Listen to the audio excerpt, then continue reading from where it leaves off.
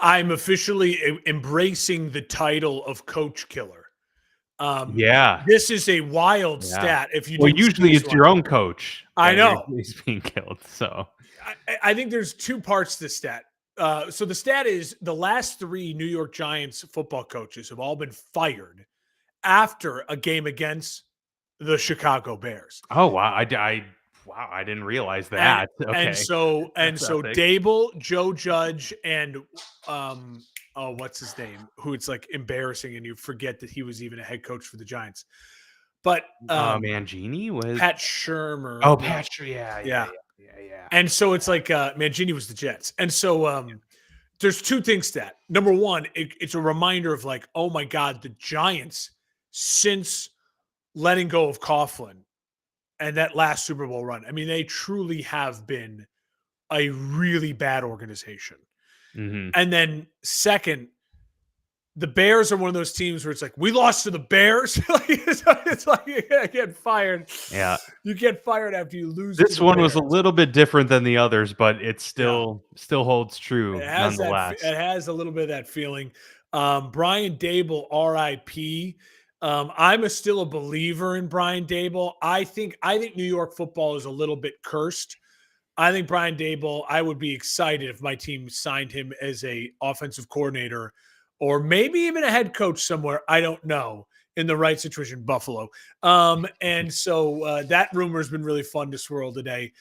Dan, yeah, I mean, to me, obviously, I think it was the Titans firing their head coach was a little shocking, but this one felt like it's been the hot seat for 2.5 years, and it's finally the Yeah. trigger has just been pulled. And I think mainly because Jackson Dart, they ran him too much. I said it how many times on this show over the last couple of weeks.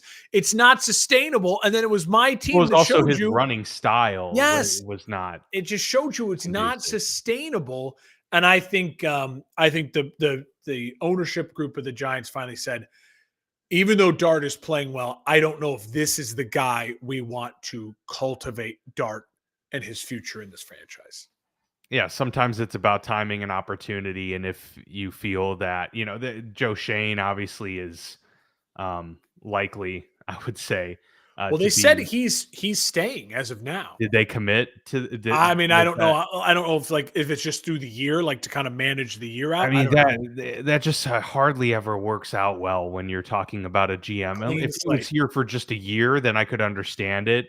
But he's been here for a while, and he's made already some key decisions that we know that the ownership isn't crazy about. Yeah. Saquon Barkley. So yeah, that would surprise me a little bit if he's deciding who the next head coach is, considering I don't think he's going to be the GM there for very long. We have differences of opinion on Brian Daboll.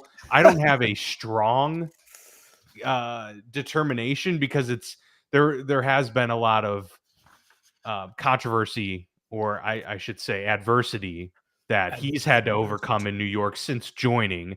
Never really got to bring his quarterback into the fold. But that being said, he's had several years more than a lot of coaches get. He He's did get a in long a leash. prime market. He had superstars on his team. It's not like he had absolutely nobody. And he couldn't make it work with, multiple quarterbacks, including, this doesn't help, a quarterback who has had a career resurgence in Indianapolis the year after leaving him. It True. doesn't look good. I agree.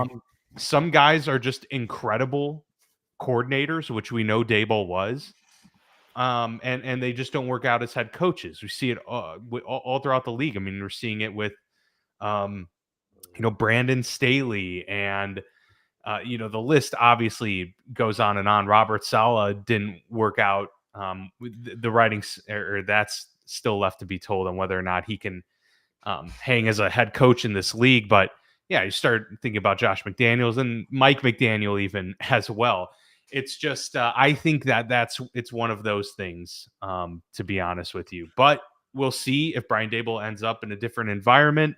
I am open to being wrong on that front, but it was curious timing, I would say. It's just I don't see what the Giants gained by doing this, to be honest with you. I mean, it's just like right out the year. What at I hope least. they've gained is a interim head coach bump where they win that game because they're versus the Packers next week. There you go. There you go. That would be the opportunity right there. Excellent stuff. But yeah, Buffalo, that's a very interesting one. I would like to see Brian Daboll over there in Buffalo because it hasn't worked out to this point with Sean McDermott. I think he's a guy that could be on the hot seat despite having a winning record and likely making the playoffs yet again. But we'll get to that and a lot more here in our Week 10 recap.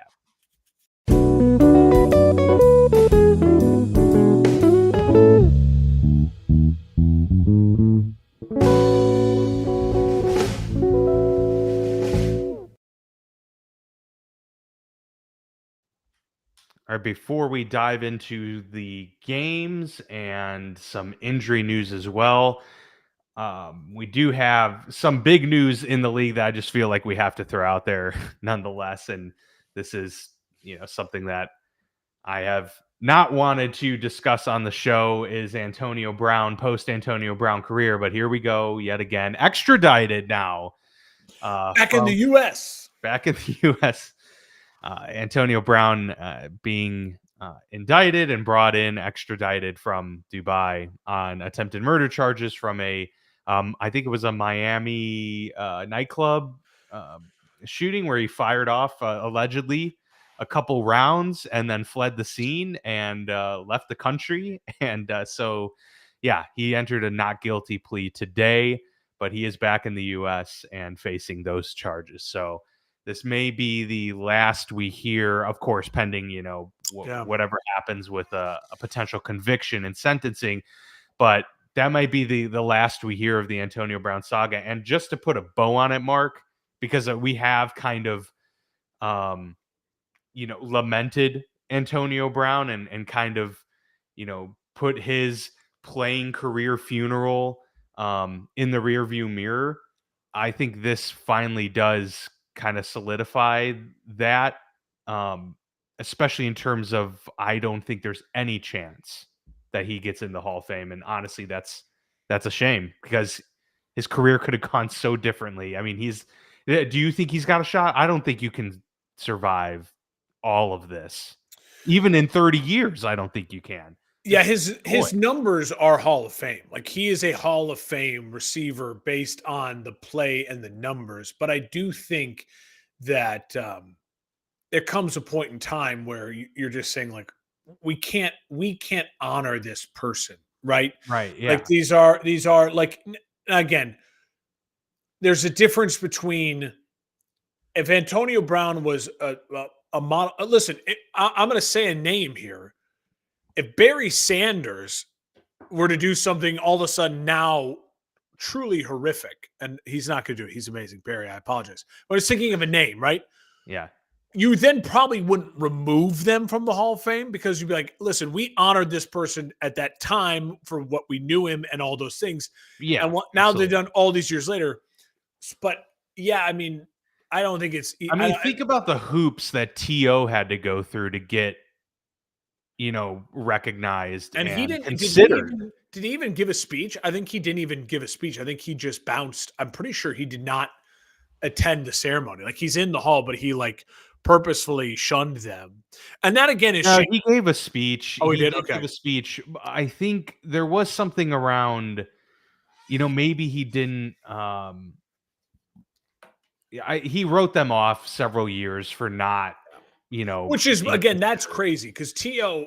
was never anywhere close to Antonio Brown. And that's my point. I'm like, if he had to struggle that much for, just being. And T.O.'s numbers are better than Antonio Brown's. They are. Yeah. Yeah. I mean, he finished as a top 2 receiver. T.O.'s in my top. He's in my top 5 all time. Antonio Brown is not. Yeah. Yeah. It's just I don't think he'll ever be on a ballot. No, probably not. Moving and he forward, probably especially because a conviction does seem very, very likely. He should probably just be in jail. He can, he can have pool time as much as he wants there with the guys, with the bros in jail. Some injury news to get to. Travis Hunter, the Jaguars announced, so he was put on IR, right? And he had that knee injury, but he had surgery and they are shutting him down for the season. So a little bit of a development there.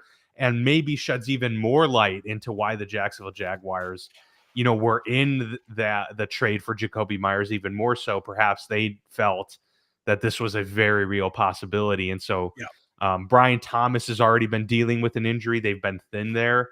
So a tough break for the Jags, who are trying to stay afloat, and now they're not going to get, arguably one of their flashiest, weapons back for the remainder of the year. So, considerable development there, cutting his rookie year short, which is a bummer for sure. Yeah, we need to now hold off on conversations on Hunter. Like, I don't want to. He's not a bust. He's not, But what I do think will be interesting is in when we ramp up come August next year, July, August. Like, okay, what is the game plan now? Like, is he Yeah, what are the expectations? an injury like this, and you struggle to make it through your rookie year? We see now maybe the snaps really start to add up, and so it's like, hey, I'm not saying the guy has to have a 10-year career. He can have a 5-year career, but if he wants to play like a Pro Bowler or an All Pro in that 5-year career, what do we got to do here? We probably got to start leaning 85 to 15. You know what I mean? And one way and have those conversations. Right. Yeah. That to be a topic, in about 6-7 months from now. The Packers lost their starting center, Alston Jenkins. We saw that rough game on Monday night, and now losing another piece of their offensive line. Tough break, right? Especially on the heels of a pretty difficult loss.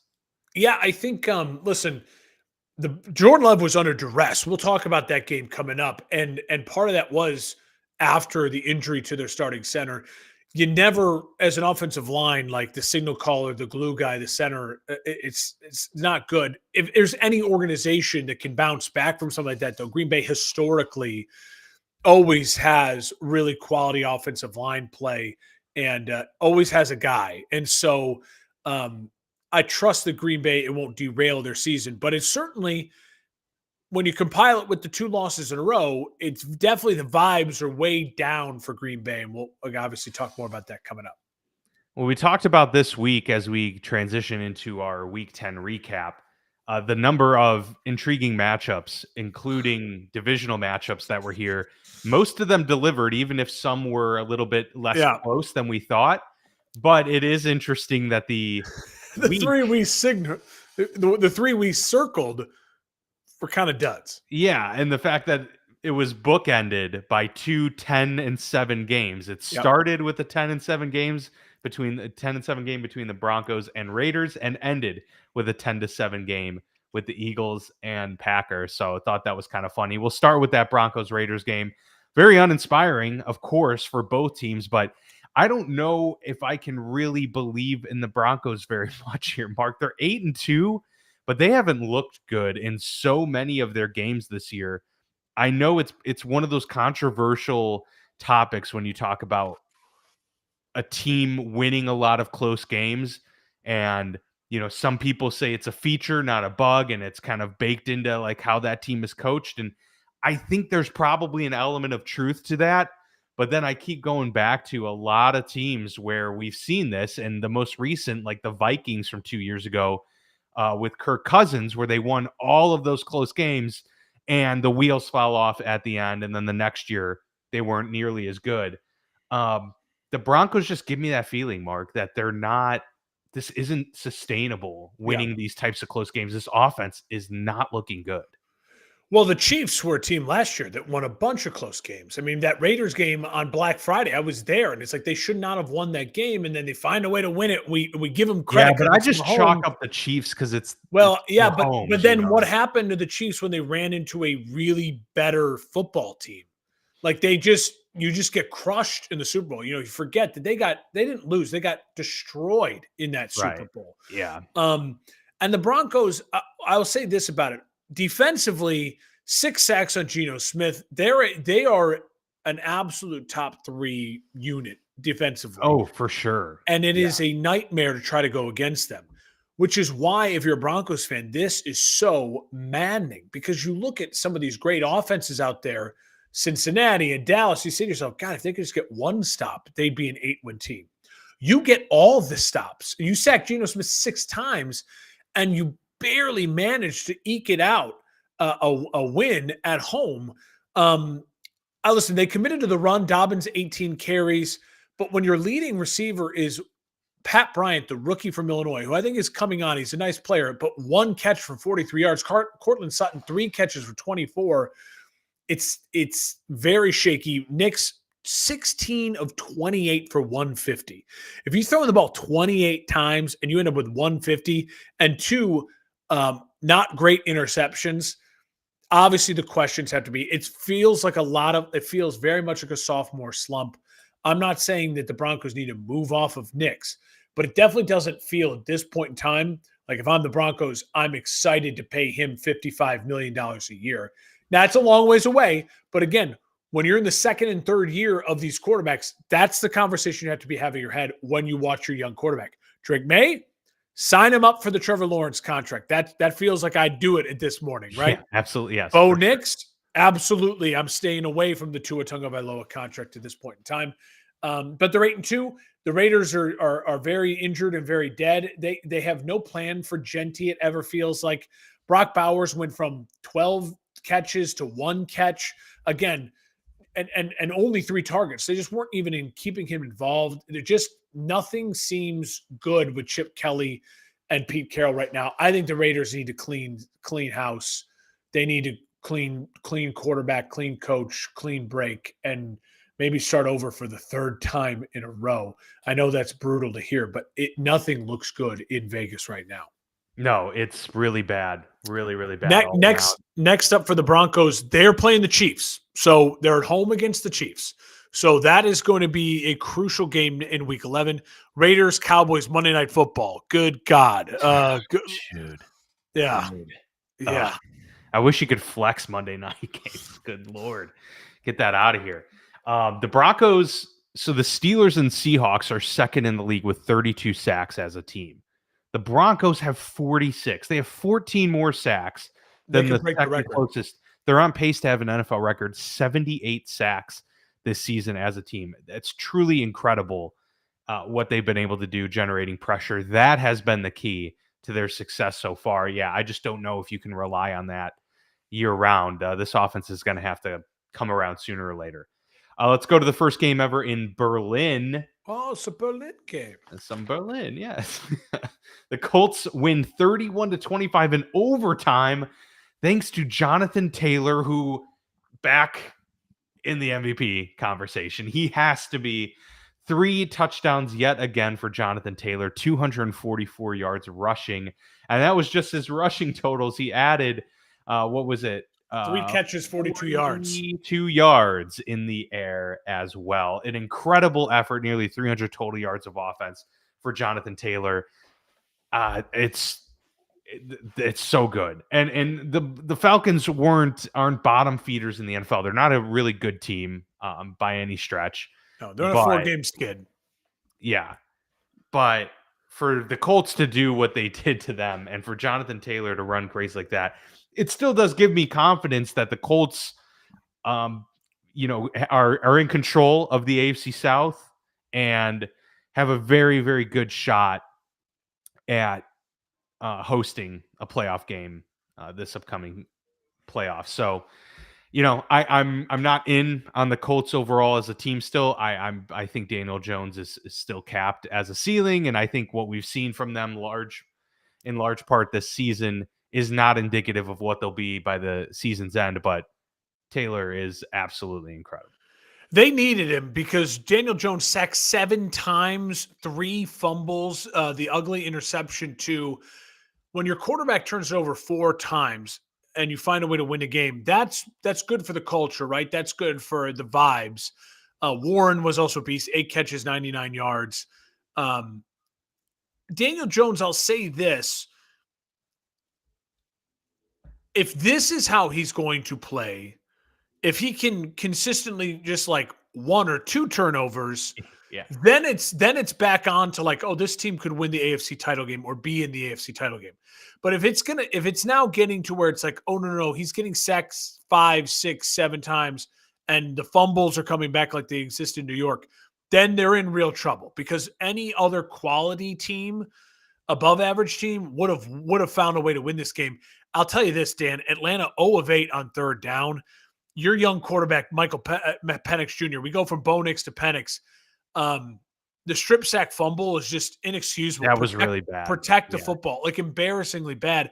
12 completions for 177 yards, 6 of those to Drake London. Drake London's a beast. 6 catches, 104 yards, and a touchdown.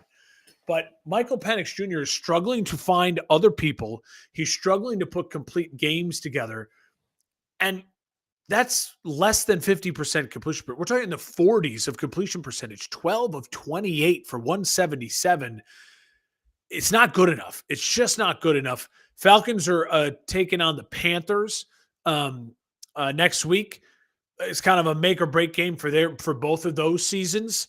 Neither one wants to lose to each other right now. It's that'll hurt in a divisional game. Colts have a bye. I think a much needed bye for the Colts.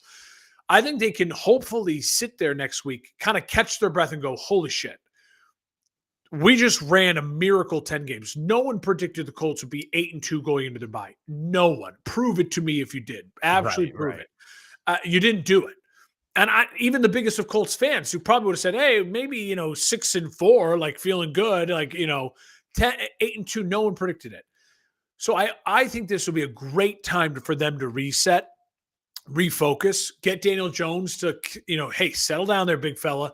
You've been playing like an MVP. Let's not let this thing go off the rails.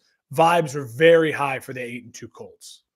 Vibes not high in New York as the Giants lose their head coach, Brian Daboll, and they lose the Chicago Bears in a pretty brutal fashion. Caleb Williams leading the Bears to a fourth quarter comeback victory. And Caleb, it was really, he had some great runs. He made some incredible acrobatic, plays in the backfield, extending time. It's what you've come to expect from Caleb, but the full Caleb Williams experience, I think, was on display in a game like this, including the adversity faced and the ability to kind of rally the troops and bring the team back. I'll let you kind of discuss this game because I'm sure you had to be kind of freaking out for a bit there. A loss to the Giants would not have looked good on the resume. If you followed me on Twitter, you would have thought I was suicidal. And I truly, I've said this to my brother Phil, who's been on the show. He's just like me, as diehard as they come, right? Like constantly living through this team. As I was watching, my wife was like, "Are you okay?" And I literally, truly, in the third quarter, especially after that Giants 10-play, 79-yard field goal, and they go up 20-10, and it's like, they made a dumb decision kicking a field goal there. You're on the half-yard line. You have Russell Wilson. Even if you don't get it, you're up 17-10, and now the Bears have to go 99 yards, and they haven't done anything all day. Like, why give them that ball? And I thought, okay, here we go. Now it's turning around. And what did they do? They immediately went 4 and out, and it was bad play calling. It was a pass that was incomplete. It was then a weird run. Like a pitch run that lost a couple yards, and then it was another pass play that was, it was just bad. It was really bad play calling. And I truly, at that point in time, was like, oh my God, we're going to lose. And that's when I tweeted out, playoffs are over. That's okay. Stop thinking about the playoffs. Battle for 500, and offense has to continue to improve. And after that moment, the Bears punt, Russell Wilson goes 3 and out, and then Caleb, touchdown, win the game. And I'll say this about Caleb.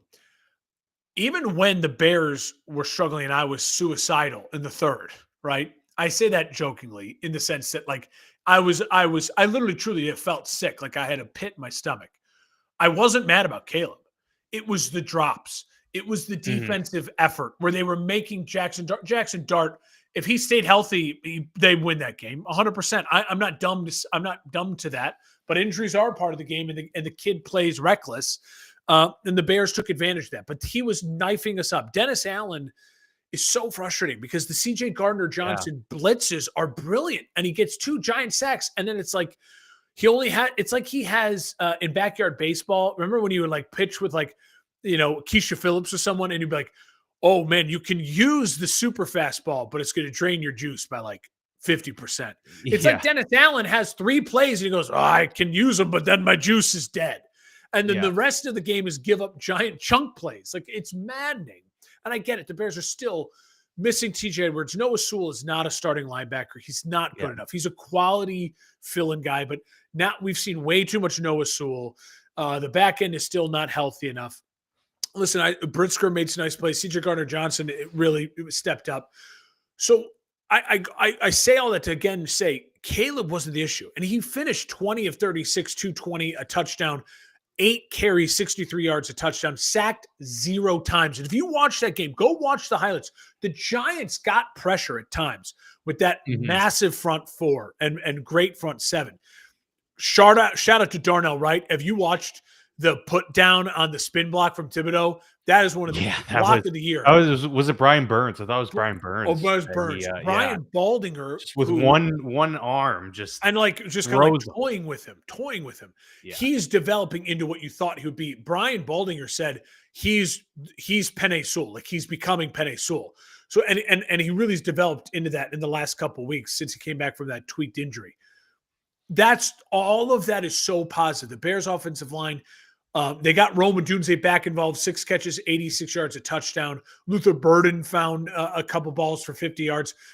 And the Bears had 5 massive drops in this game, including 3 from Alama Zaccheaus. So if you turn those things into completions, and like the game, it looks very different, right? If Dart stays healthy, but if the Bears don't have the drops, then I think it's truly like a 33-35 shootout, and it's anyone's game.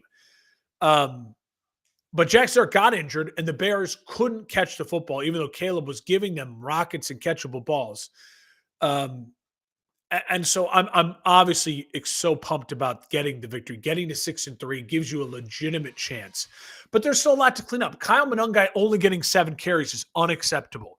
He was a stud when Swift was out. He is a talented runner of the football. 7 carries, 28 yards, just not acceptable. DeAndre Swift ran big in this game. 13 carries, 80 yards, and his 4th down run also saved the game there when he was hit at the line of scrimmage and was able to manage his way in the 4th quarter to pick up that big first down. Like, he kept the Bears alive. The 3rd and 10 scramble, Dan, in the 4th with 5 minutes left to start that drive, where he then rolls to his left. Caleb throws with his right arm, which is impossible for a quarterback to do. And it's an absolute laser to Colston Loveland. And Loveland gains a couple extra yards out of it after like a 20-yard gain. That was the start of the first touchdown drive. And as soon as that happened on a 3rd and 10, I was like, oh, okay, we're good. Like, we're good. Now we're rolling. Like, Caleb's back, and Caleb's in his kind of Superman mode. I'll just kind of close with this. I think that for the Chicago Bears, they are a football team right now that is not good enough to win multiple playoff games. They're just not. I don't have delusions of grandeur. They do not have at this current moment. If you can tell me that they get TJ Edwards back and they have Jalen Johnson for a stretch run here, you know what I mean? They get Kyler Gordon healthy, and that defense shores itself up and becomes just, again, an average defense, then I think we're talking about a team that you don't want to play in the first round, right? They maybe sneak in as the 7 seed, and you don't want to play them because they're playing maybe with confidence and healthy at the end of the year. And Caleb clearly can score points. Caleb's becoming clutch. Montez Sweat a sack and a half. Like, some of them are really playing. Caleb now 5 game-winning 4th quarter touchdown drives in his career. This is a real thing. We're starting to see. So I'm pumped about that. Bears are at the Vikings next week. That is a ginormous game. Giants, Packers, we already mentioned. Pumped about the win for sure. No doubt. Not my win of the week, though. Not my win of the week. Not the win of the week. I was gonna say we are gonna identify our wins and losses of the week. So best win, worst loss, and it's perfect time because we're gonna get to my worst loss here. Ooh. right now, the Buffalo Bills fall to the Miami Dolphins 30-13. What a wild game. A brutal start for Buffalo here. Punt, downs, punt, fumble, punt. That is their first half. They did score 2 fourth quarter touchdowns, but I got to give credit to the Miami Dolphins, who started strong, had a 16-0 lead. It started to get away from them. The Bills scored the touchdown, and then Tua throws the pick, but then they answer with 2 touchdowns of their own to keep that Bills comeback, from being a possibility. And so they win 30-13. Obviously, we know Miami's not playing for really anything. This was a classic trap game for Buffalo, who fall to 6-3. Yeah. And they're really chasing the New England Patriots now. And so that's what made this loss particularly bad. They lost 2 games in a row. Then they won 2 games in a row. This was an opportunity to continue that momentum before you get into this stretch against Tampa, against that really good Houston defense, against Pittsburgh, and then they've got to go to New England later this year as well, ending with a game against Philly too. So their schedule's a little bit tough here. I can see another 3 wins easy. We may be looking at a 10-7 Bills team, 11-6 Bills team. Whereas before the season, I think I had them at 13-4 as the 1 seed. That's out the window. So I thought this was a bad loss, even though it's a divisional game and it's in Miami, tough place to play. You knew that you weren't going to be completely shocked if they lost, but it was the way they lost. I mean, they had really no juice, no life until the fourth quarter, when it was basically garbage time. Over. I don't count any of that. Yeah. Dan, I'm with you 100%. It's not my loss of the week because I'll make my case later, but I'll say this. The Bills start the third quarter down 16-0. Josh Allen, here we go. 14 play, 77-yard drive. They get down to 3rd and goal at the 5, and he throws a terrible red zone interception. Yep. That was it. I mean, I was like, that's the game. And you could just tell they didn't have it. And I think what Buffalo was missing was the fact that they're missing their commitment to the run game. Listen, Cook had a really bad fumble in the second, and it was not good, but 13 carries was just not enough. 53 yards, not enough for Cook. They were down, They have, I think there's a stat that if Cook gets over 100 yards, they're like undefeated this year. And so again, it's like Josh Allen throwing the ball 40 times is just not what Josh Allen is good at. Josh Allen is like, no quarterback really outside of Tom Brady. You know? Josh Allen Josh Allen's games should look like when Jalen Hurts games are really good, where it's like, I was 15 for 22 with 260 yards and 3 touchdowns. And you're like, God, he only threw the ball 20 times, but he got 3 touchdowns, like where you're just like big plays, explosive plays. They need to commit to the run. I'm not panicking if I'm Buffalo. It's a division game. Miami, a lot of pride. Their GM just got fired. It was an inspiration game for them. Achane was a monster. The Bills defense looked overmatched. And it's hard for Buffalo to win in Miami. It always has been. Miami, they're so funny, right? Because they got that second win. They were 1-6. Remember, they got to 2-6. I said, hey, this was a win that showed me they haven't quit on their head coach. And then they get embarrassed last week. We're like, okay, I was wrong. And now it's back to maybe they didn't quit on their head coach. And maybe, and not saying that he'll probably still get fired, but saying like, this team does have some talent. I mean, Waddle, 5 catches, 84 yards, a touchdown. Tua played fine. I mean, the 2 interceptions, the one was so ugly in the first drive. And then the other one was a total arm punt. And I just don't understand those type of interceptions in those moments. But Dolphins, they're against Washington and Madrid. That is a don't have to watch a game next week. Yeah, and then for the Bills, as you mentioned it, they're at the Bucs, home against the Bucs. Bucs and Bills. Both teams going to go into that game really pissed off, needing a victory. And so that's going to be a game to watch next week for sure. Here come the Baltimore Ravens, 3 in a row, this time against a tough Vikings defense for sure. 27-19 is the final there. 3 turnovers for the Baltimore defense, which was huge.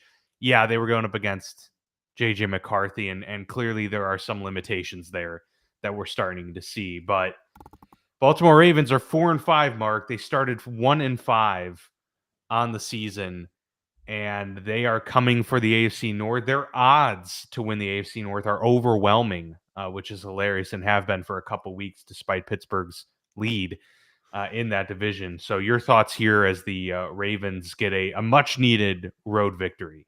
Win of the week. And I say that because I expect Baltimore to keep winning games, and I'm not going to use them every week. So I just want to get out of the way. Baltimore win of the week. Like they're on they need to win every week watch. And this is the type of game. Listen, they're down 10-9 Baltimore at half. Mm-hmm. And listen, Lamar was playing, and it was looking really bad, right? Yeah, and Lamar was playing fine, but it definitely felt rusty, like in that first half. Like, okay, working my way back here still, and trying to figure everything out. We're on the road against a very ferocious defense, and Dan, that quickly you go from 10-9 with a big fumble on the kickoff return for the Vikings. They get the ball to start the third, fumble, great field position for the Ravens, touchdown for Baltimore.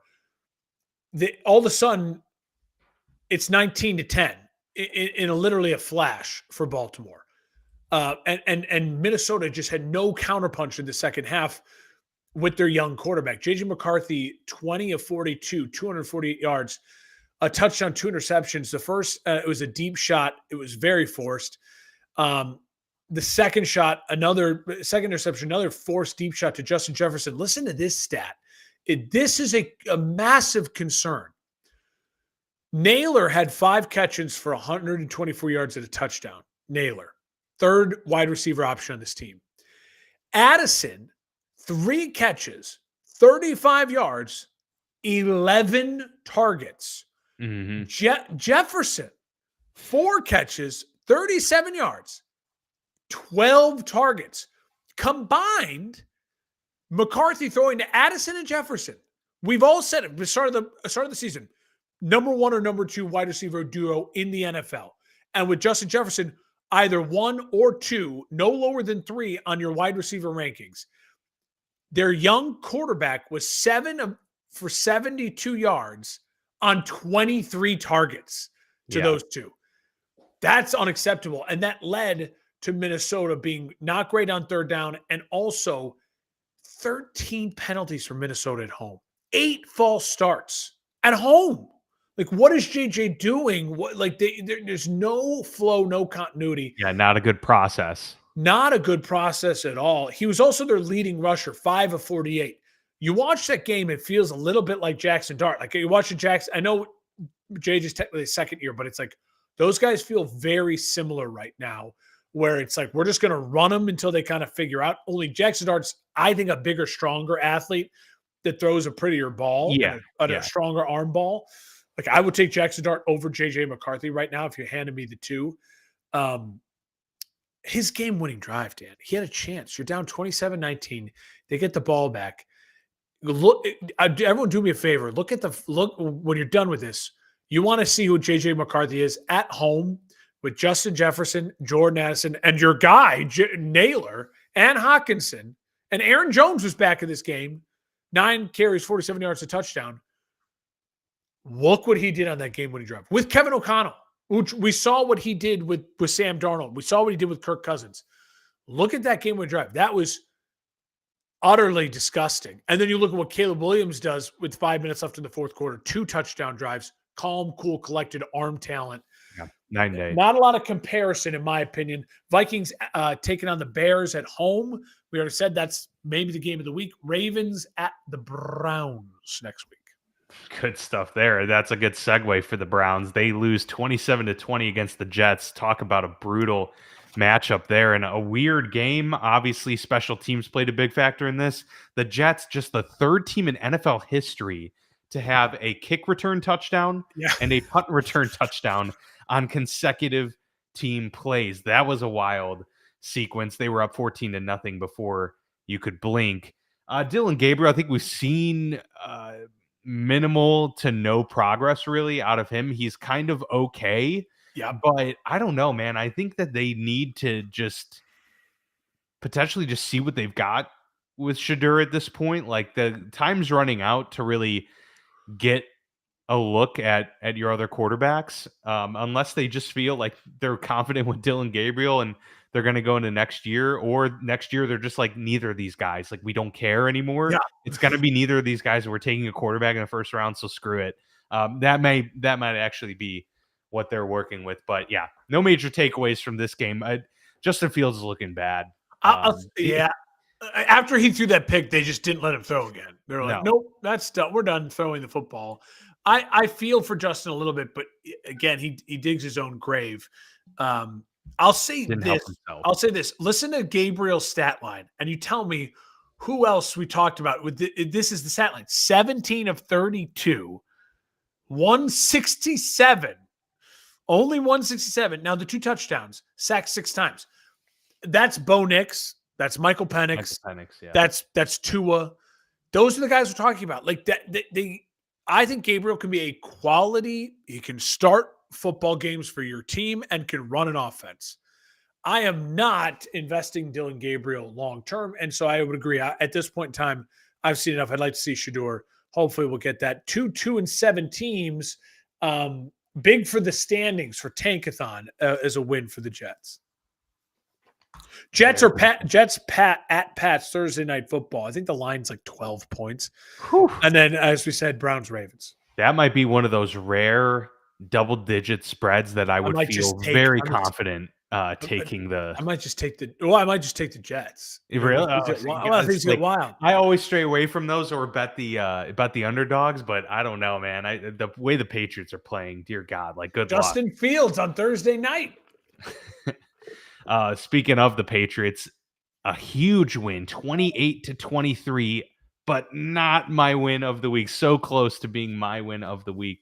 A huge victory against Tampa Bay. A hard-fought game. This was the Bucks obviously came out strong with that touchdown drive on their first possession, but then it was both teams really couldn't get anything going. Drake May, responds with that huge touchdown to Kyle Williams, and they tie it up, and then it's back to some punts and field goals for a little while there. But I thought in just looking at the totality of the game, Drake May's just looking already like a polished pro quarterback, and his stat line wasn't very good. Like he only completed 50% of his passes in this game, but he didn't make any crucial errors. He had the one pick, and that it was not good.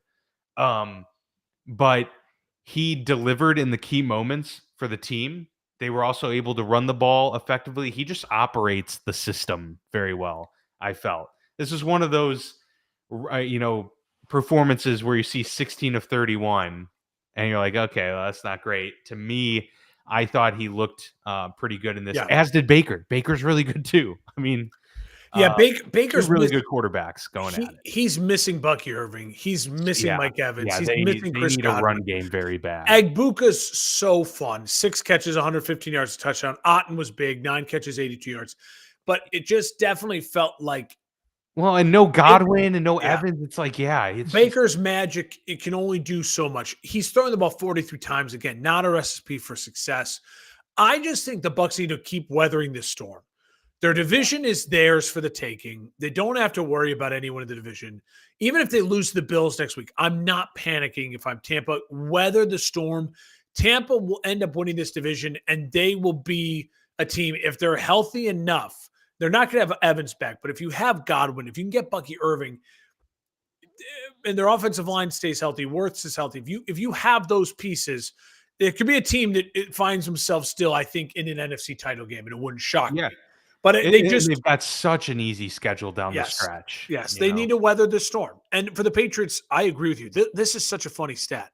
Listen, before I say this, and I compliment Drake May, the red zone interceptions are getting to be a problem. They really are. Like, because it was another a little too overconfident. Well, yes, and it's like I think 3 weeks in a row he's throwing a red zone, like in the end zone interception.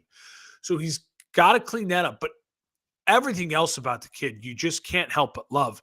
New England had touchdown drives. Listen to this. One play 72 yards. And then they did a 14 play 78 yards, so they can do it both ways. And then 2 plays 65 yards and 2 plays 70 yards. They had big explosive plays. The Bucs defense got a little overwhelmed, and the Bucs couldn't respond with explosive plays themselves. He just creates so well too, Yeah. Drake May. I mean, there were a couple throws that he made where he Matt should have been Collins sacked, and he I just don't. He looks really good. Diggs looks good too. Diggs seems to turn back the time. He's got that Cardi B energy, and right Yeah. now, that Well, baby's on the way. he's got 4 children he's expecting this year. Listen, dear Lord, go make that money. I'll say this: Patriots Jets Thursday Night Football. We said Bucs Bills, Bears Vikings. Right now, probably the 2 biggest games of next week so far that we've touched on. how about the New Orleans Saints playing a little bit of a spoiler for the Carolina Panthers? Tough outing for Carolina, or Tyler Shuck. 2 tutties and a 17-7 win over the Panthers. So we'll say Panthers had an opportunity here to really make things interesting for the NFC South. And they still do. I mean, they'll have their opportunity. This is a team that's improved, but they could have been 6-4, looking really good and competitive. 5-5 after a loss to a 1-win team coming in at home, by the way, at the after the upset of the year. Yes, right. So yeah, tough break for the Panthers. They're going to have to get things turned around quickly if they still want to keep some sort of miracle playoff run, or at least just try and get to like 9 wins for the first time in 5-6 seasons. 17 of 25 for 124 and an INT. Who is that? Who could that be? Is it Michael Penix? Is it Bo Nix? Is it another Dylan Gabriel? Is it another guy in that category? And it is. It's Bryce Young. I would argue he's probably the worst of the guys in that category. He is not a starting NFL quarterback. Like, he is a spot starter. I can manage a game. He cannot win a football game. He just cannot do it. This is year 3. We are 3 full years of Bryce Young. You mean by himself, right? Yeah, he is. Because obviously he's not big enough. He's not strong enough. He's not talented enough. He was a very electric Heisman Trophy winning, fun college quarterback. He is not a start your franchise NFL quarterback. He could have a long NFL career as a backup. He seems like a great kid. There's a lot of NFL teams I think would love to just have him as a backup that coaches can just say, hey, I'm coaching the Heisman winner, and maybe I can get him to win me a game if I need him to. 3.8 yards per pass. Mm-hmm. I mean, the interception in the fourth quarter, again, they're driving. It's a tight ball game, and it was just hideous for Bryce Young.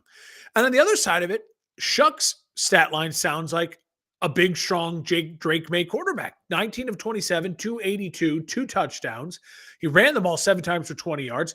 And that deep ball pass to Olave late in the second quarter, that was a thing of beauty. So if I'm New Orleans, I'm very excited about maybe the potential of where Shuck can go, because they're now moving their way out of the first overall pick as well. Right, yeah. And listen, there's not a lot of great quarterback talent at the top of the draft. So if you can sell yourself on starting Shuck next year too, and just make incremental improvements, but also just make your team better, might not be the worst thing in the world, i.e. Davis Mills-esque type of player for Mr. Shuck. Yeah, that could be on the table now for the New Orleans Saints. I will say for the Panthers, like, my view was 8 wins. You see that as a victory this season. Get to 9 wins, same deal. I just don't see how they're going to get there now, because looking at their schedule, they play San Fran and the Rams back-to-back. And then at the end, they end the season with Tampa, Seattle, Tampa. So their only opportunities is a game against Atlanta next week and a game back in New Orleans in a few weeks after that. So that's really only 2 possible wins to get them to 7 on the season. But I do think so. I'm with you, but I do think the positive for Carolina, if I'm a Panthers fan, or if I'm speaking to you Panthers fans, feel this. I think you have your coach, I think your GM, like the picks and the offensive line, like the guards they sent, like I feel like you have now They've got a football people direction. in place, right? Where Yeah. you, hey, we can. Again, I'm not saying this is a Super Bowl caliber staff, but as a staff that say, hey, if we can get a guy in here who is actually maybe over 6'2" and has an arm that can actually make all of the throws, maybe we could be a feisty 9-win team for a couple years in a row here, whatever it might be. Yeah. I don't know who the Saints have next. So the one I didn't write down, which is shame on me. But we mentioned the Panthers have Atlanta. I'm not sure who the Yeah, I Saints can get have. that for you real quick. The Saints are at home against Atlanta next Oh, week. so they're off a bye. So Saints are on a bye. Oh, yes, they are. Yep, that is Okay, cool. correct. All right. Bye week for the Saints. Let's move on to the Jacksonville Jaguars, who continue to disappoint. They fall to the Texans 36-29 after having a huge lead in this game against Davis Mills, and then Davis Mills, turned it on in the second half here and played spoiler. Brutal start with an interception and a fumble for the Texans to begin this game, and the Jacksonville Jaguars were rolling. They were up 20-3 at one point mark, and then even got it up to 29-10 Yep. going into the fourth quarter, and blew that 19-point lead, and not just blew it, but lost by 7. An absolute brutal Drubbing. game from Jacksonville, and we really got to start talking about whether or not Trevor is even a viable, piece down the stretch. And I'm not even saying that this game was his fault, but he took 5 sacks. He threw a bad pick. Really bad pick. He's just not. He's not being the reason this team wins, and it's crazy. I still can't believe it, because he truly was the greatest prospect I had seen in my lifetime coming out of college. Oh, yeah. And it just goes to show how, environment plays a role, but sometimes guys just don't translate either. I don't know what it is, but 13 of 23 for he 158. completed 13 passes all game. Yeah. Now I get it. There's no Hunter. There's no Brian Thomas Jr. Like you're out there with new guys, right? But this is year 6. Like you've now been paid. You're now being paid $56 million. I need you to, once you have a 29-10 lead, this was their drives. 3 plays minus 4 fucking yards. 3 plays 6 yards. 3 plays minus 1 yard. So in 3 drives, they netted 1 yard. And all you literally needed to do was kick a field goal in one of those drives. Just give me a field goal. And the lead was insurmountable with the time. Credit to Danielle Hunter. He was a monster. 3.5 sacks. Obviously, I think he had the touchdown too. The Texans scored 26 points in the fourth quarter. Davis Mills had the stat line of like the starting quarterback, 27 of 45, 292, 2 touchdowns, interception. Shout out to Davis Mills. I don't think he gets enough credit for being a smart dude. He went to Stanford. I wish more football players would think the way that a guy like Davis Mills goes. You draft me in the second round. I want to be a starter. I get to start. I'm not terrible. I play fine. And then you draft CJ Stroud. And what do? I just sign a contract and stay in Houston. And now I go out there and win a football game. And he's probably making really good money. And he's just showing he doesn't need to go be like, I need to go start somewhere. Dude, he'll be the backup in Houston for the next 5, 6, 7. Like, just live this out, dude. Like, good for you. Exactly. And winning a game. Brian Hoyer method, Texans are so alive. They're at the Titans next week with that defense. They don't even need CJ Stroud. You get to 5-5. And listen, you got to be near perfect, because in the AFC, I think you really got to get to 10 wins to be locked in. 9, it's going to be a slog, and then win percentage and all this stuff. So they're going to have to be near perfect. I think there's a path if that defense continues to play like that. For the Jags, I'm done with them. They may make the playoffs, but I'm kind of hoping the Chargers go into Jacksonville next week and just put a beat down on them, and just like we can be kind of done. They're so disappointing, and Trevor Lawrence is so disappointing. Yep. And no one can say they predicted this. No one can say, I had Trevor Lawrence as a non-quality starting quarterback. He won't be a good starter. At No least one, not seriously. no, like that's a fake prediction. Everyone said at least he'll be like a quality football player. He may not win a Super Bowl, but he'll be a really good starter for 10 years. I don't know. He'll be the starting quarterback for the Jags next year, going next year, because of that contract. But at some point, but this time next year, if we still have this type of stuff, if I'm Jacksonville, I'm looking for the out, and I'm trying to move on, because Yeah. it's just not good enough. I mean, and the thing that's maddening is, at least when Bryce Young goes 13 of 23 for 158 yards, a touchdown interception, you can go, oh yeah, the dude is 5'10". Like, what do you expect? Yeah. That's what's maddening about Trevor Lawrence. He is physically what you would create in a lab to be your starting quarterback, and he can't get it done. Yeah, he profiles exactly like Justin Herbert, and we've seen what Justin Herbert has done in similar situations. Really, volatile coaching staffs, not a lot of talent around him. You could actually argue, from Trevor's standpoint, it's had a very winnable division, whereas Herbert's had had to go up against Mahomes the entire time, and yet Herbert's been the one that's been able to overcome those obstacles. Yeah, and Trevor won the playoff game, and that was a great kind of moment. But ever since then, it has been, that's coming up on 3 years ago, and it has been really ugly pretty much ever since. The Seattle Seahawks, 22-point victory over the Cardinals. They continue to crush. 44-22 is the final.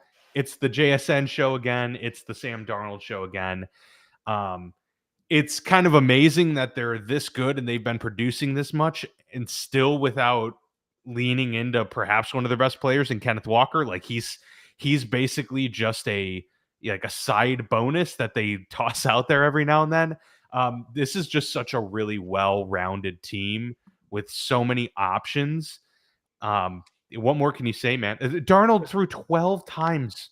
10 for 12. That's all he needed. That's all he needed. But they were up 21-0 at the end of the first, and the offense did nothing because with two almost identical defensive touchdown plays on Jacoby Brissett. It was almost the exact same play. Dan, the defense for the Baltimore Ravens the last season and a half has been underwhelming.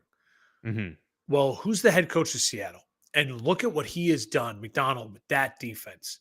This guy is a young, defensive Sean McVay. Like, I mean, he's starting to feel like the one lone counterpoint to the young offensive guys. He's the young under 40 defensive guy who, unlike Brandon Staley, after just 1 year, it was solid last year. It's gotten exponentially better this year. His defense is getting better. Like, his side of the football is getting better. And offensively, with Darnold and JSN and those running backs, they have enough weapons. They drafted offensive line. They did the smart things, and it's really paying off. This was a wave. And Arizona's coming off a big win and is playing with momentum. And it just said, we're benching Kyler. We're going in a new direction, like momentum. And they got tsunami. It was a tsunami. That's all it was. Great win for Seattle. They are a legitimate force to be talked about, and not just the NFC, in the NFL right now. They are legitimate, and I'm really glad I said they'd be, ahead of the Niners, and I feel good about my belief. The NFC is so good. The NFC is so good, loaded with talent. Seattle is West at Rams, and Arizona's at 49ers. So Seattle and Rams probably the premier game next week over Bears Vikings. We're gonna get to my win of the week. And that goes to the LA Rams, a 42-26 victory over the San Francisco 49ers. For me, Mark, it was the win of the week because this was the toe-to-toe NFC West. Who's the leader? There's plenty of time left. There's going to be another showdown as well. But this was a pivotal moment to create that separation early because there's going to be those difficult divisional matchups now for the Rams moving forward.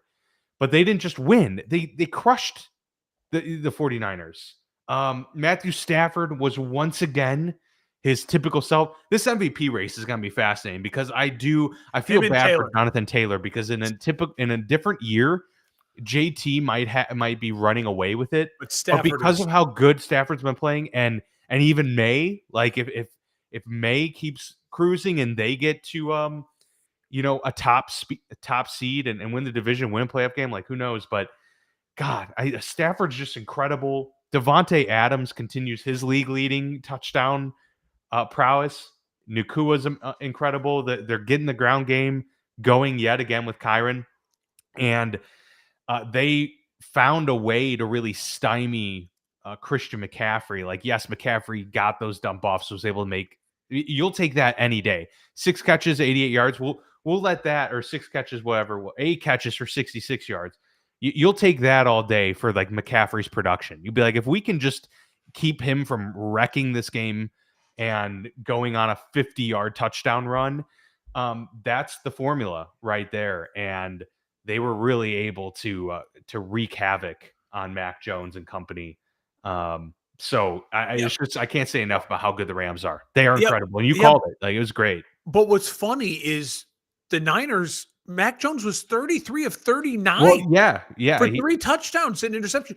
This Niners team played really quality football but again, they got buried in a hole. It was 21-0 middle of the second. Because of a couple errors, they got a little bit behind. The Niners had 7 penalties. The Rams had 0. Like, they're so well coached. It's so well designed. They're the perfect mix of older veterans on offense, young studs on defense. The Rams are a wave as well. They're a tsunami as well. And Dan, it was 21-0 middle second, but the Niners battle back and they get the ball to start the third, and it's 21-14 all of a sudden now after the first drive of the third. And then what does Matt Stafford do? Their first drive of the third quarter, 12 plays, 64 yards, touchdown, 28-14. And that was over. Like, I mean, then that was it, because then they just went score for score for score for score. Yeah. The Niners would score, the Rams would score. The Niners would score, the Rams would score. It was back and forth, back and forth. They forced Mac into that really bad when it was 35-20, in the fourth quarter. Like, the 49ers are driving again, and that was potentially going to set up for, a totally different ending to the game. And then he just forces one into double coverage, and it gets tipped and picked off. And that was pretty much game at that point. The Carolina Panthers would be 6-4 with Mac Jones. Yeah, they would. Mac Jones is playing very, very quality football. Now, is that just Shanahan? I think it's a mix. I think it's just like Darnold last year with Kevin O'Connell. Like, it's a really great mix, right? Like, a talented person with a really talented person, and it's just gelling right now. They're not losing because of Mac Jones. The Niners defense, they're now the Dallas Cowboys. Like, they've got to score 35 points and then pray. And Saleh, it's not Saleh. They are just so beat up. So beat up. We talk about, the Jets and how they had Sam Darnold and let him go, and how, the Giants had Daniel Jones. How about the Panthers had both Sam Darnold and Baker Mayfield playing for them on very, easy rental contracts? Could have taken that opportunity to get them long-term for cheap, and they couldn't make them work. I just thought that was funny. And then obviously Mac Jones is out there. Would have been a nice starting quarterback for them on top of it. The Lions beat the Commanders by the same score, 44-22. So the Lions, I guess, flexing a little bit in this game after some, turmoil last week against the Minnesota Vikings. Dan Campbell calling plays. Yeah. How about that? Go figure. Jameson Williams getting back in on the action. It's nice to see him have a big game. I don't want him to be just the gadget dude. Like, they need to make him an actual part of the, ongoing game plan, because he's super talented. And as teams focus on Amon-Ra and, Jahmyr Gibbs, that's just another aspect. There's just too many guys to focus on in this offense. That's what makes them good. And yeah, for Washington, it just continues to go downhill, which is, as you pointed out, probably for the best at this point. They're 3-7. Like, maybe shut down Jaden. Like, have him just get fully healthy for next year. Get a top 5 pick. This is just not looking good right now. Washington only has, I think, 2 picks, like a first and a third. Oh, Like is in that the right? first, They gave like up a they lot of their literally like they capital. only have a first and a third in the first like 4 rounds Well, next year. hey, So if you can make get the that first first, count. if you can make that first be the 5th overall pick and you can trade out and get a Yeah. later first and a second, like and Ooh. help, like they need players. Hey, Pittsburgh's got a lot of picks. That'd be nice. Dan Campbell, his play calling was brilliant. Goff was fantastic, 370 yards, 3 touchdowns. Gibbs was a monster, and he is a Yeah. monster. And Montgomery got involved. 15 carries, 71 yards. Williams, you said he had the day. I'll say this for um, Dan Quinn. I was not, if you remember, we go back, I was not a fan of anyone hiring Dan Quinn. Although Yeah. Dan Quinn belonged in Dallas as the defensive coordinator, like stay in your lane. Like, and I don't blame Dan Quinn for taking an opportunity if it was given to him. I didn't believe in it. And last year I had to eat crow a little bit, but he's the defensive head coach. You can't stop anyone. Only 2 times. And this is year 2. It's not like year 1 of Dan Quinn. You'd be like, okay, well, he's trying to get his guys in. No. They had a whole offseason. And they were playing well last year. And they were in the NFC title game. They've only held the Commanders teams to under 20 points twice this year. They are on a 5-game losing streak, and they gave up 546 yards today at home. Yikes. Like, and you know what his answer was? Guess what he's doing next week? I'm calling the defense. Yeah. We'll see. Hey, Good luck. maybe it'll have the Dan Campbell effect. It worked for Dan Campbell. The Lions are very good. I'm not panicking if I'm the Lions. 6-3, you're in a good spot. The Pittsburgh Steelers is Sunday Night Football. Oh wait, Lions at Philly Sunday Night Football. Oh yeah, that's a good game. Yeah, good game. Let's go. Probably game of the week, actually. Now I think about it, a lot of game of the weeks. Really a lot good. of game of the weeks. Chargers win 25-10 over the Pittsburgh Steelers Sunday Night Football. Very uninspiring performance from Pittsburgh.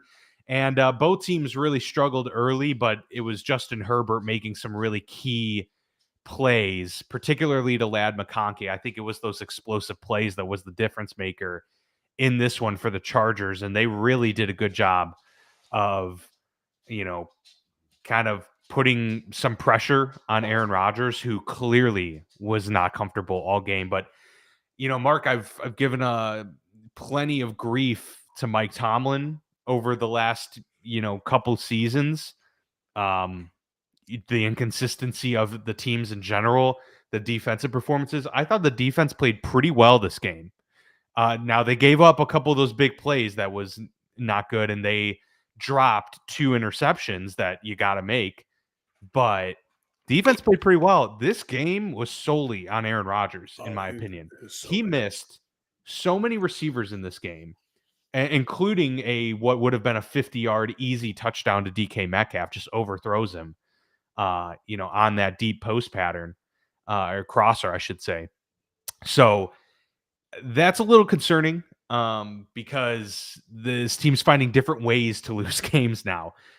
Whenever the defense is playing well, the offense isn't, and the offense is playing well, the defense isn't. They're too inconsistent to be trusted to win a playoff game, let alone imagining this team winning 3 playoff games en route to a Super Bowl. They're just way too inconsistent for that to be a realistic opinion as of right now. They're squandering their lead in the AFC North. They had a golden opportunity with the Ravens at 1-5. The Ravens are now a game back. And I would not be shocked if in 2 weeks we are talking about the AFC North leading Baltimore Ravens from here on out the rest of the season. So brutal loss for Pittsburgh for sure. And Chargers pulled out a gutty win. They're 7-3.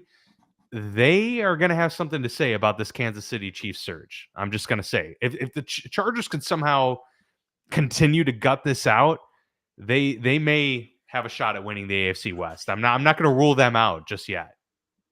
Loss of the week. And that's me saying I don't believe in the Broncos. I don't think the Broncos are going to be an AFC West contender come week 18. I'll just say that much. I agree. Loss of the week. Yeah. And I say fair. it, and I Totally highlighted it in the sense that the Ravens were the win of the week. We all know what's coming. Dan, this was Rodgers' stat line was Bryce Young, 16 of 31, Rodgers 161. had what was Those statistically a bottom 5 career performance, but it might have been his the worst worst. ever performance in his career. Yeah. And I agree. Pittsburgh's defense hang in there, all things considered. Like they were getting no help. Like they were just getting Yeah. no help at all. I mean, DK Metcalf, he had 3 catches, 35 yards. Dan, listen to this. On the season right now, DK Metcalf, would you have guessed this? He has less receiving yards than guys like Keenan Allen, who wasn't on a team to start the year, Travis Kelce, who's washed, and Wan'Dale Robinson. This is a guy you traded a valuable pick for, and Mhm. it doesn't seem like Aaron cares to give him much attention at all. Well, I mean, every team is doubling him, and as they should. I mean, who Yeah, else do they have to worry about yeah, on that offense, right? I mean, that's why they have to run the ball a lot to let the play action to their tight ends be effective. It's the only way that they can really be effective over there because they don't have a wide receiver too, because they traded him away, yeah. the Dallas Cowboys. This offense would look a lot different with George Pickens in it. Oh, George well, yeah, Pickens and DK Metcalf would be a totally different story. I mean, we saw it. Calvin Austin, I really like him. I still believe in him as a really quality wide receiver 3.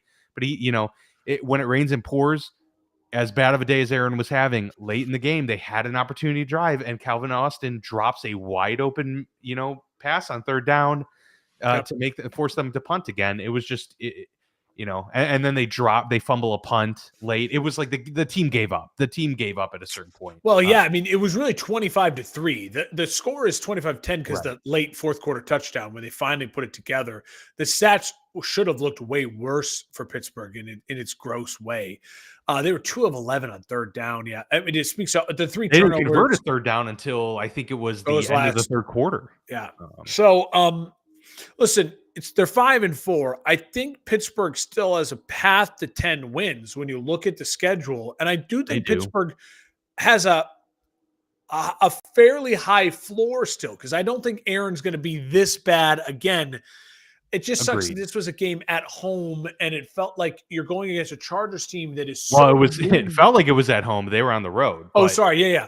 yeah, But like you're going against a Chargers team that's so wounded that it felt like the defense could just opportunity. and the defense didn't dominate, right? Like, and that's maybe where you could say, hey, why didn't we get a 10-7 game, right? Where these other games went 10-7. They need to create splash on defense to Yeah. win games. Like if they Yeah. they played well, but they dropped 2 picks, so therefore they're losing. And it's like I just don't know how much you can rely on that as a Yeah. path all the way. Now, if you told me, Mark, that they were going into Indy and LA and splitting those two in a vacuum, I would said, okay, that makes sense. That's fair. But when we're just looking at it in totality, they've gone 1-3 the last 4 weeks. Yeah. You know, And that's where it feels like things are in the wrong direction. Chargers and Jags at the Jags. That's a big game. And then Pittsburgh, yeah, you got the Bengals home against the Bengals. What feels like it's like a must win. it's a can't lose, that's for You sure. can't lose 2 games to Joe Flacco and the Bengals. No. I mean, good Lord, to lose 4 of 5, that would be on par with the collapse of last year. Only they're doing it a little bit early. We can end with Monday Night Football. I don't really want to even talk about this game. It was so disgusting. But the Eagles pulled out the gritty win, 10-7. It's Um, Can I explain why it wasn't my loss of the week and Pittsburgh was? yeah, Because because it was the Eagles. I mean, losing to the Eagles Well, is yeah, the because same in it's that. well, that's it. It's just that like it was neither team played great. It was an ugly game on both sides. They played to each other, and I'm trying to be complimentary to Green Bay here. And it's like, hey, if you would have told me that you're going to lose the Eagles in a freaking rock fight, By 10-7, 3, yeah. 10-7, absolute rock fight. No one looks good. Jalen Hurts just made the plays that he needed to, and Jordan Love didn't. Well, they both paid a ton of money. One guy made the plays, one guy didn't. Okay, there's no shame in that. The problem, if I'm a Green Bay fan this morning, and that makes me sick to my stomach, but what I told my friend who's a Green Bay fan today when I was giving him shit at work is I don't want to hear you upset about this game last night. You shouldn't be upset about the game last night. You should still be really concerned that you lost at home to the Carolina Panthers 2 weeks ago. Yeah. And that Because that put amplifies moments it put like way this. too much pressure on this game, and it felt like your offense caved under pressure. It felt like they had a whole week to start to live life without their number one wide receiver / option in Tucker Kraft. And their answer was, oh, let's see here. Jordan Love passes for 4 yards per pass compared to Jalen Hurts, who was pushing the ball down the field more, 7 yards per pass. Jordan Love was sacked 3 times, Hurts none. The Packers had 2 turnovers to 1. And Dan, I'm going to ask my quarterback to throw the ball 36 times. Again, what does this stat line sound like? 20 of 36 for only 176. That's a Bryce Young, Yeah. Tua Tagovailoa stat line. Listen to Jalen Hurts' stat line. This is Jalen Hurts and Josh Allen are winning football games. 15 of 20 at 183 and a touchdown. And it's like, that's the difference, right? And credit to Jalen Hurts. He is so hard to put into a category. He's so hard to put into a ranking. Overtly clutch. I mean, this is what he does. We saw it. He's a Super Bowl winning quarterback because of games like this game. Nothing's going right. Saquon is 22 for 60. It's just an ugly game. It's just nothing's going right. And then what's he do? He makes the pass to Saquon. Saquon makes the move. He makes the beautiful throw to Devontae Smith. Smith and him have a real connection. AJ Brown and him do not. But he focused on the guys who could get the ball to, and it was a really quality then win for them in the end to say, hey, we went against the most desperate Green Bay Packers team there's been in a long time, desperate for a win at Green Bay in the cold, and we hung on to win a football game. I have something for you.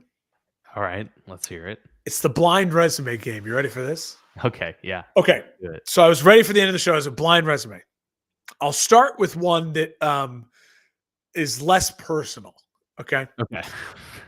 QB1. Now, QB1, QB2, and QB3, all of them have played either 8 or 9 games. So the stats are basically the same. Okay. QB1, 2,069 yards.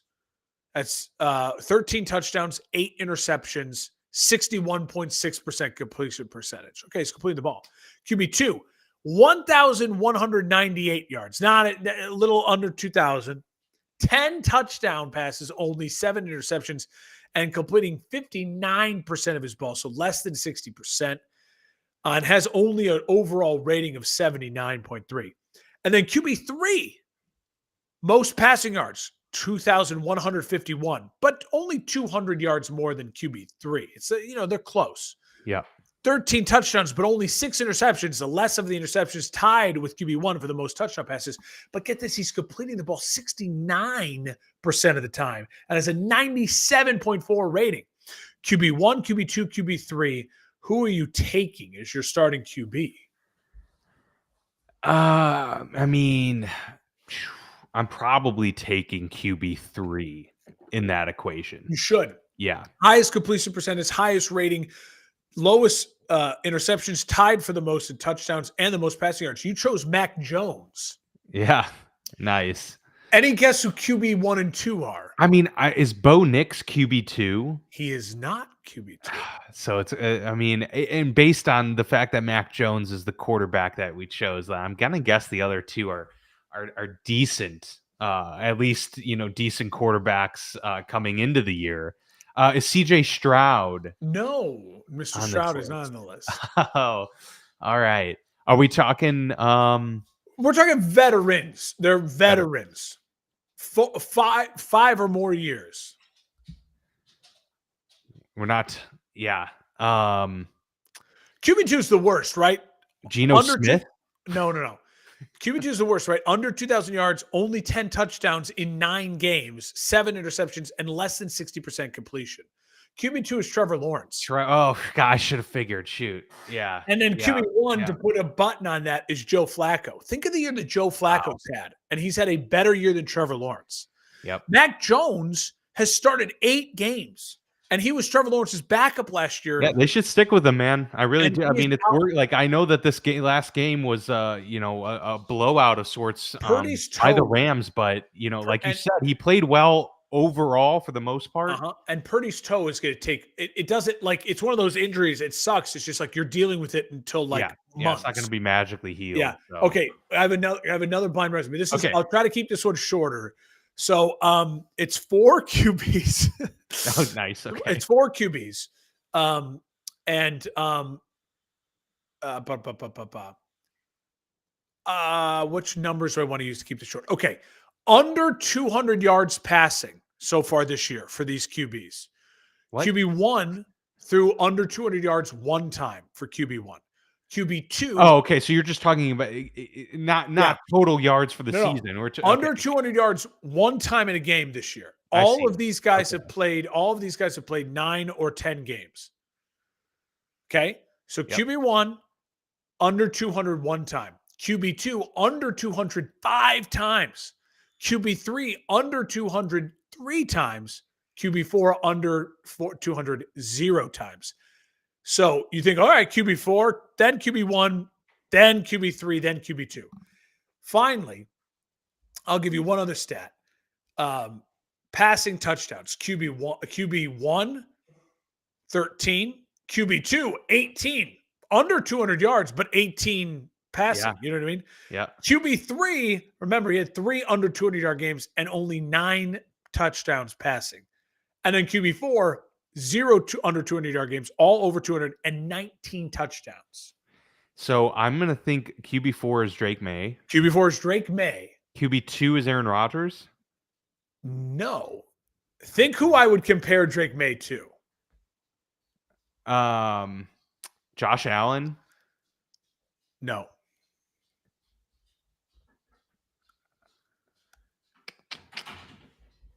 Jackson Dart is not. No, Jackson Dart hasn't played enough games to fit this. Patrick Mahomes? No. I'm doing the second year quarterback. So quarterback 1 is Caleb. Okay. Yeah, fair enough. Caleb, Caleb, to put it out there, second in yards per game to Drake May. Drake May's at 255. He's QB4. Caleb's at 237. So less than 20 off. Caleb has a 92.2 rating. Drake May over 113. But obviously Drake May 19 touchdown passes, Caleb 13. But Caleb does have 3 rushing touchdowns already this year. He had none last year. Caleb 4 interceptions, 1 less than Drake May. He turns it over less. He only has 1 game under 200 yards. Drake May has no games under 200 yards. And Caleb has more rushing yards than Drake May. But in the fun thing then on this too is it just goes to show you Drake May truly has separated just this year. Caleb is not as far off as people are thinking. Drake May, he's pretty close. He's pretty close. Now the touchdown passes are something. Caleb hasn't thrown enough touchdown passes. QB2 is Bo Nix, so 5 games under 200. He's thrown 18 touchdowns this but he's year? thrown 18 touchdowns. I didn't think he threw that many touchdowns. So he is throwing touchdowns, but he's getting schemed a lot because he's at 212 yards per game, 6.1 yards per pass. It's so much dink and dunk. QB3 is Michael Penix Jr. then, right? So he's at more yards per game than Nix. But he's only got 9 touchdown passes. Like they're not throwing touchdown passes. And he's got 3 games under 300 yards, only 3 interceptions for Michael Penix. So he's not turning it over. But again, there's nothing like explosive. It's way more Bryce Young type numbers. Yeah. Nix, it's kind of all over the map. Really good, really bad with the under 500 yards. May is playing like MVP level, but Caleb, my point in that was again to show like if Drake May is an MVP candidate, Caleb is not far off. Like Caleb is playing well above average quarterback play in the NFL right now. Yeah, he absolutely is. Yeah, I didn't include Jay Daniels because what I would have had to go back to his rookie year, just like done maybe those first games. So it's just because those injuries. Right now, he's only played like 3 games, so it's just not worth doing it. So I thought that was fun. That's fun. No, I like those little exercises. That's really interesting. as well. But yeah, no, Caleb Williams has arrived. I'm really excited to see where he goes Big the rest game of the this season, weekend. Big except game for in this a couple weeks against Pittsburgh. Which Go destroy the Vikings. Go find a way to beat the piss out of the Vikings. I know we're not going this year, but maybe in 4 years we'll go to the next Bears Steelers game in person. That'd be a lot of fun. That would be a lot of fun. Can I just say this last thing really quickly? Go to the For Fantasy Sake guys. They put all the power rankings together. We don't talk power rankings because we put it through them. So if you want to see it, you can find it through the content hole. But I do want to mention there was one person last week who had the Rams at number 1. Yeah, it was you. Now everyone, but I think you has the Rams number 1. They're copying me. Yeah. The rest of the I still think the Kansas City Chiefs are the team to beat in the NFL. I give you credit for, but the I think I have the Chiefs 4th or 5th. But the I just want whole for frequency sake network is just now they're just on my dick right now. Yeah. Well, you and I both have had the Rams on there I think all season long. And we might be the only two that have had the Rams on there all season long. Never wavered. But yeah, I have fun. On that note. Oh yeah, go ahead. Well, I just if you watch the power rankings, I have fun with the last always like 2 or 3. It's hard. Like right now, like 6 through 15 is like really debatable in the NFL. So I try to like give you a really solid top 5 when you're looking at those, and then I kind of have a little fun. Like the Bears are 10. Are they really probably 10? Probably not. I put them over the Bills. Like it's like okay, I'm putting the Bears in there at 10. Having a little fun with it. Never hurt anybody. I do want to say before we end the show, the For Frequency Sake podcast network is obviously full of plenty of shows, and For Fantasy Sake QC is the flagship. And we run a Toys for Tots league every year. If you've been listening to the show, you know about it. We have a football lounge league as well. We have raised as a podcast network over $2,500 so far this year for Toys for Tots. Awesome. We're really trying to get to that 3,000 goal. So if you have anything that you'd like to spare to put towards that, you can go to the For Fantasy Sake Facebook page, Twitter. You can also join the do like live raffles and stuff like that for it as well on their show. So there's still time to donate if you feel so compelled to do so. Greatly appreciate it. Let's hit that 3,000 goal. Totally. Really excited to give back to the kids this holiday season. But that is it for the announcements and for the show here on our Week 10 recap. We'll be back next week with more on Week 11. But until then, enjoy the rest of your week, everybody. Hopefully you're staying warm, and we'll see you soon.